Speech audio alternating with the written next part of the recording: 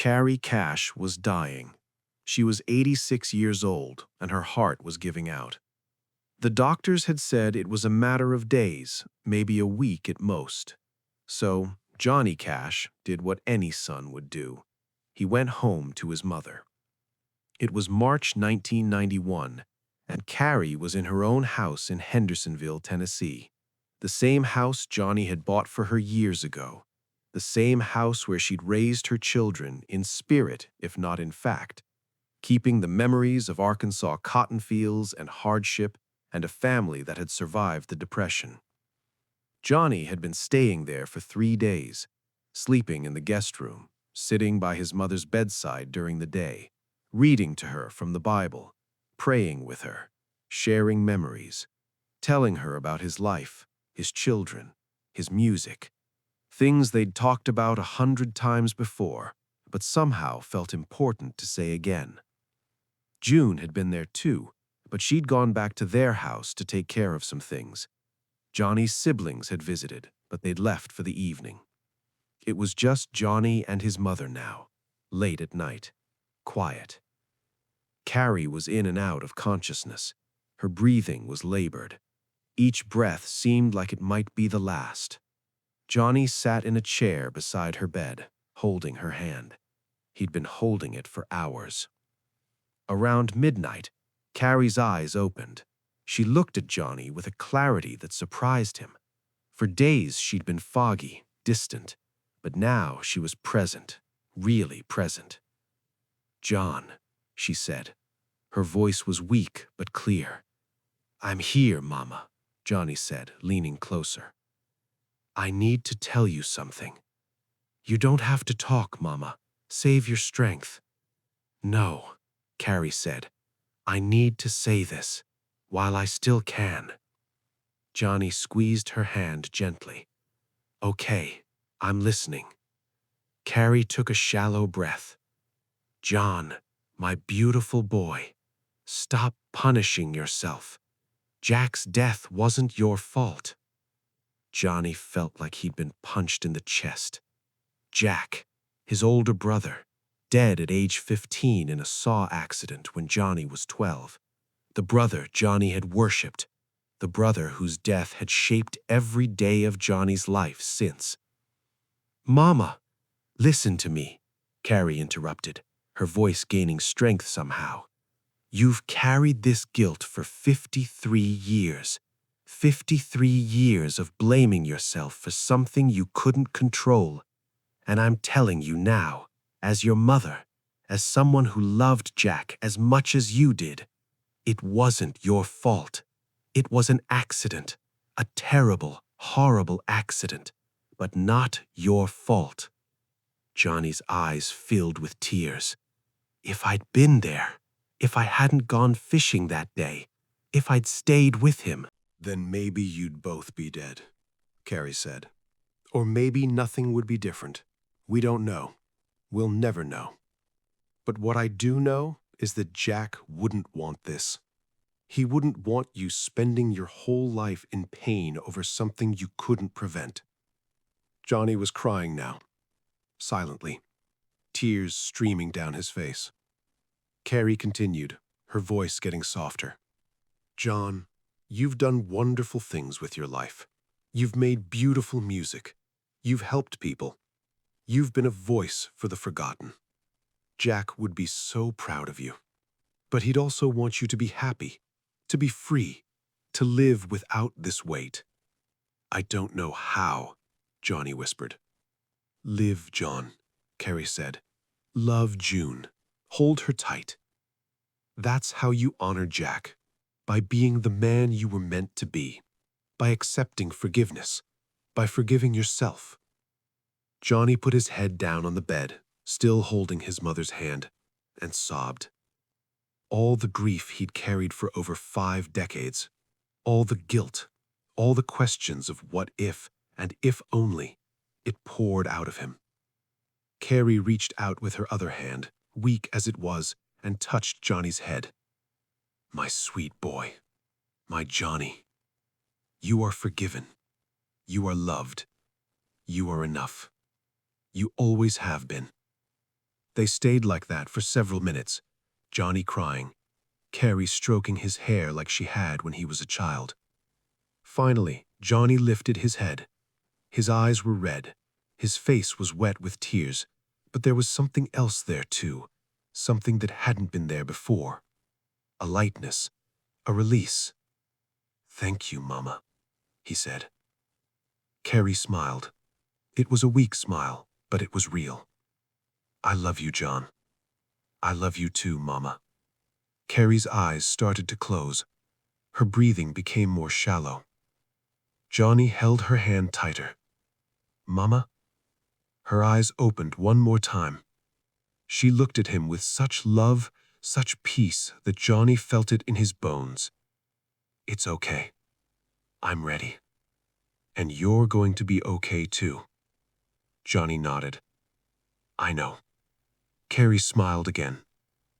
Then her eyes closed, her breathing slowed, and a few minutes later, with Johnny holding her hand, Carrie Cash took her last breath. Johnny sat there for a long time, holding his mother's hand even though she was gone. He didn't cry anymore.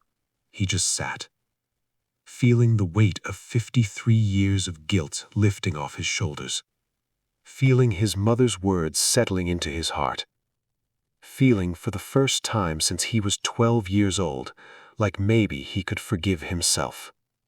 When June came back to the house an hour later, she found Johnny still sitting there, still holding Carrie's hand.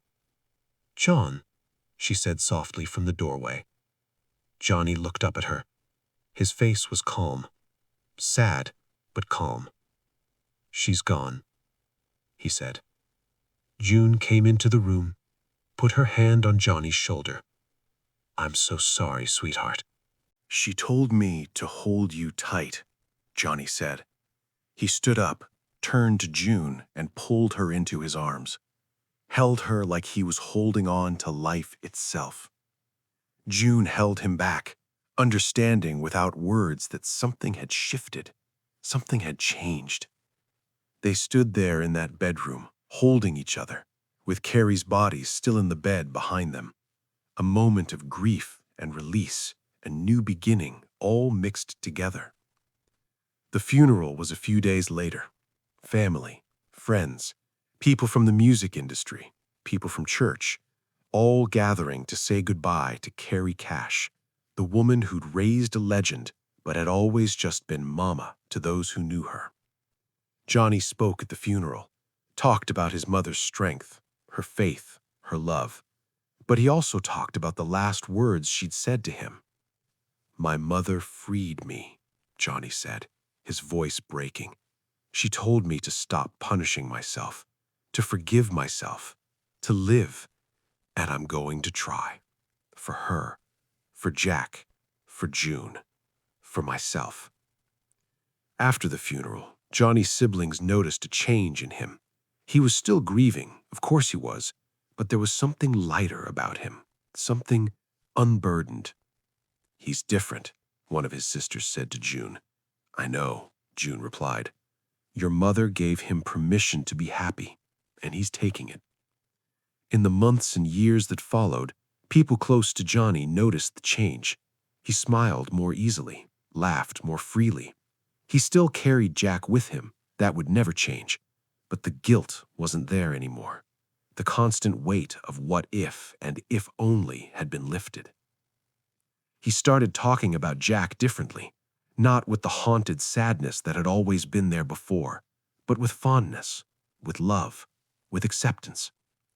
"Jack was my brother," Johnny would say, "and I lost him too young, but I'm grateful for the years we had, and I'm grateful that my mother helped me understand that loving him doesn't mean drowning in guilt over his death." In 1994, 3 years after Carrie died, Johnny recorded an album called American Recordings. It was stripped down, raw, honest. And in the liner notes, Johnny wrote a dedication to Mama, who taught me that forgiveness isn't something you earn, it's something you accept. When asked about it in an interview, Johnny explained, "My mother died in my arms, and her last words to me were about forgiveness. about letting go, about choosing to live instead of punishing myself for things I couldn't control. And I finally listened. After 53 years, I finally heard what she'd been trying to tell me my whole life. Which was what?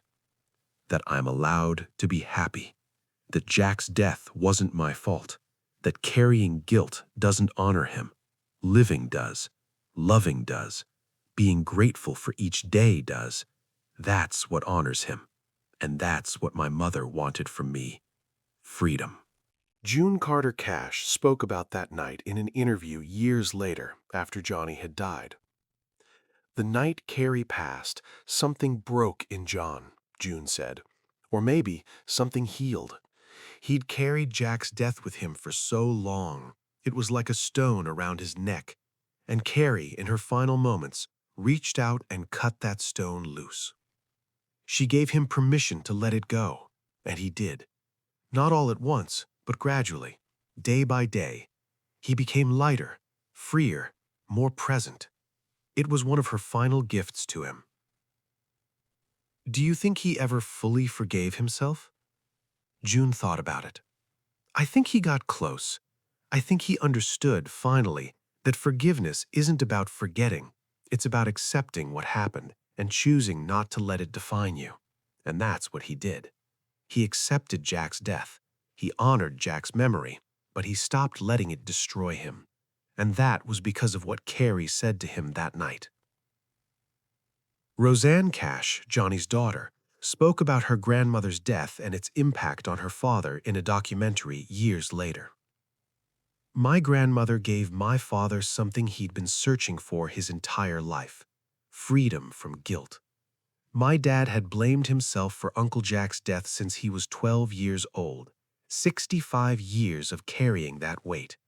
And my grandmother, in her last moments, told him to put it down. And he did. Not immediately, but over time, I watched my father change. He became gentler with himself, less haunted, more present. He laughed easier. He held my hand when we talked instead of being somewhere else in his mind. And that was all because Grandma Carrie gave him permission to forgive himself. What do you think she saw in those final moments that made her say what she said? Roseanne's eyes filled with tears. I think she saw her son still suffering after all those years, still punishing himself, and she couldn't leave this earth without trying one more time to free him. And it worked. It actually worked. Because my dad loved her so much, trusted her so completely, that when she said it wasn't your fault, he finally believed it. After 53 years of not believing it, he finally accepted it, because it came from her. The story of Carrie Cash's last words to Johnny became part of the Cash family legacy. Not a public story at first, just something the family knew, something that explained why Johnny seemed different after his mother died, less burdened, more at peace. But eventually, the story came out. Johnny mentioned it in interviews, June mentioned it, the children mentioned it, and it became one of those moments that defined who Johnny Cash was. A man who'd carried enormous guilt for most of his life, who'd punished himself for a tragedy he couldn't have prevented, who'd let that guilt shape his music, his relationships, his very identity. Until his mother, with her last breaths, told him to let it go, to live, to love, to forgive himself. And he did. Not perfectly, not completely, but enough. Enough to smile more, to hold June tighter, to be present with his children, to make music that came from joy instead of just pain. Enough to honor Jack's memory, not with guilt, but with gratitude for the time they'd had together. That's what Carrie Cash gave her son in her final moments. Not just words, but permission. Permission to be happy. Permission to live without the weight. Permission to forgive himself for something that had never been his fault. Johnny Cash's mother died in his arms on a quiet night in March 1991, and her last words to him, "Stop punishing yourself. Jack's death wasn't your fault. live, love June, hold her tight, changed everything. They freed a man who'd been trapped in guilt for over 50 years. They opened a door that had been locked since childhood. They gave Johnny Cash something he'd been searching for his entire life: peace. And in the 12 years Johnny had left after his mother died, he carried that peace with him, not as a replacement for the love he had for Jack, but as a complement to it, a way of honoring his brother, not through suffering, but through living fully, through loving deeply, through being present. That was Carrie Cash's final gift to her son, and Johnny accepted it, held it close, and became, in his final years, the man his mother had always known he could be: free, forgiven, and finally, after so many years of carrying a weight that was never his to bear, at peace.